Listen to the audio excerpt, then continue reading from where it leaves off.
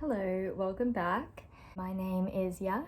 I am 22 and I am a education and developmental psychology student. Sorry if I'm not as loud or enthusiastic in these videos. I live in a share house and I don't want to cause any alarm, okay? In this video, I am going to tell you exactly what I did. You guys, these tips are good. Exactly what I did to achieve a first class honours or an 89 as my mark. I scored a 92 on my thesis, so you're welcome. My grades were not a solo effort. Like, there are so many things that were in my favour and that helped me achieve that mark. Honestly, it doesn't really matter what mark you get. At the end of the day, there are people in my course who got in the 70s. So it literally does not matter. What matters most is your experience and the person that you are, and they really, really prioritize that, which is really nice to see. So you do not have to get a first class honours. So remember that. But also, having one helps, you know. So my tips are going to focus on, things to do before you start honours and things to do during your honours process. So believe it or not, there's a lot of things that you can do prior to starting honours that can really make or break your experience. So before I get into that, apologies if I'm looking down at my notes, but what is a first class honours and why is it so important? First class honours can vary state to state, and I learnt this year actually. So some unis it's 85 plus, some unis it's 81 plus. And for a psychology master's program, most people say that you need a first class honours to be considered or even be competitive. But as I explained earlier, that's not necessarily the case.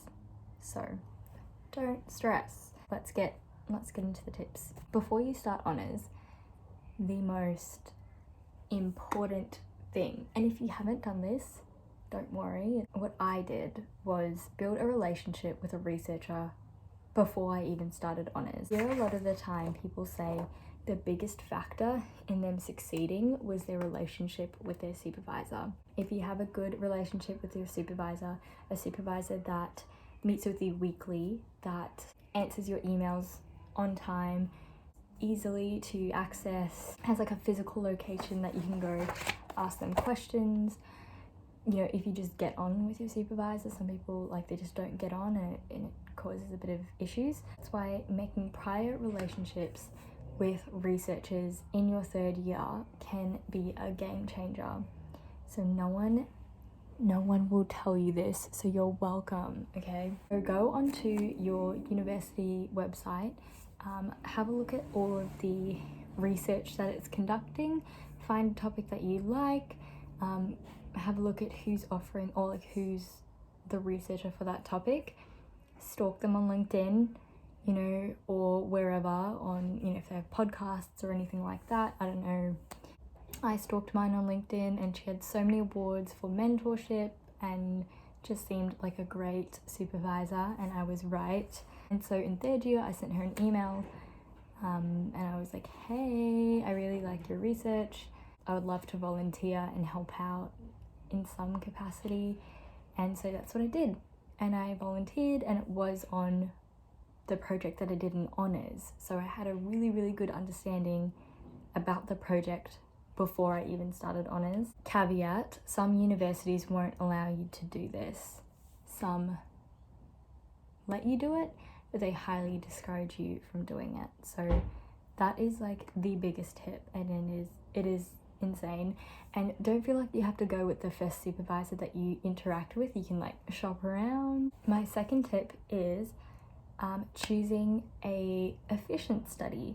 This is hella busy. You have assignments, you have application writing, you have to recruit people, it's a crazy time. So before you even go into your honours, trying to pick which study will be the most efficient is honestly game changing. For example, when I was doing my honours, it was 2021, and I didn't want an honours project that required in-person stuff because I lived in Melbourne at the time. It was a lot of heavy restrictions.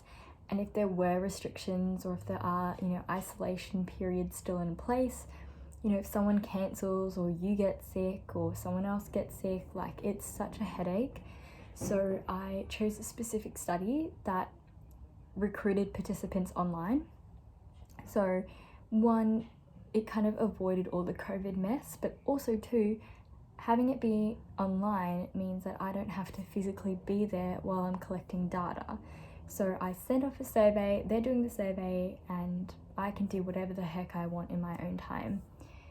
The downside to that is recruiting online is incredibly hard to get the right numbers, but in honours, honestly, you don't need a big sample size because it's honours. Like, they understand that that's not really possible. A lot of the projects aren't well funded, so they don't really expect you to have like 200 people. I had 77 people, and that was after 6 months of hard recruiting. Like, freaking every Facebook page, every Instagram page. Doing it online, I mean, is great, but if you want the experience or something to put on your resume or something that might help you get into masters, like, or if you're genuinely interested in, say, psychosis, you know, people with psychosis, doing the in-person stuff could be really useful. And I had friends who did in-person kind of recruiting, and they all got H1s, so it doesn't matter. If you want to maybe work or have a part-time job that you do during the day and then try to do honours like at night time, online could be a good option. Number 3 is everything that you can do early, do it. So if you have little clunky little assignments, like we had something called data camp, which was so annoying and so unnecessary, try get that done as soon as possible. Personal statements, guys. If you are trying to get into masters, I don't care what you say, write your personal statement at the start of the year or before you even start honours, because you'll thank me later. Even just having a really, really rough draft is great, because you start to get the juices flowing. Tip number 4. So once you're, you know, settled, you know your topic, you know your researcher, you know your team, you know, you worked out all that stuff, you need to apply for ethics. This is obviously such an important process, but it is a pain in the ass. So in your university, your ethics board, so a board of people meet and review every single study that the university puts out, meets on certain dates, right? Search up the dates that they're meeting for your particular ethics committee and work to get your ethics application and approval done before the date, before like the closest date you can, because it takes such a long time.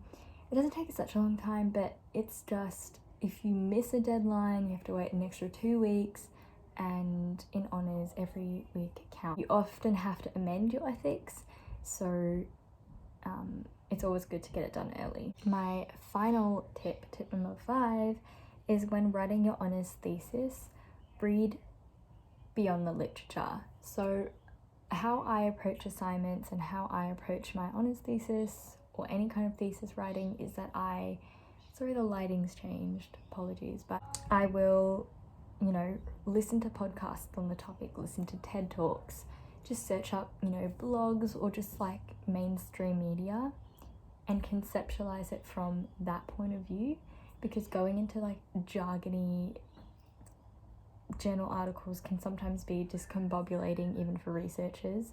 So that's always where I like to start. Yeah, and it just helps you, the way people talk about it, particularly in TED Talks or podcasts, is really good for you to kind of emulate your lit review structure. So they'll talk about it in a way that makes sense, a logical flow. A great way to get ideas. Those are my 5 tips. I have so many more. I have so much knowledge about honours specifically, nothing else. I know nothing else about the world, but when it comes to honours and psychology, I do know a little bit. Again, please let me know what you want to see, what you need help with, if you found this helpful. yeah, enjoy the rest of your day.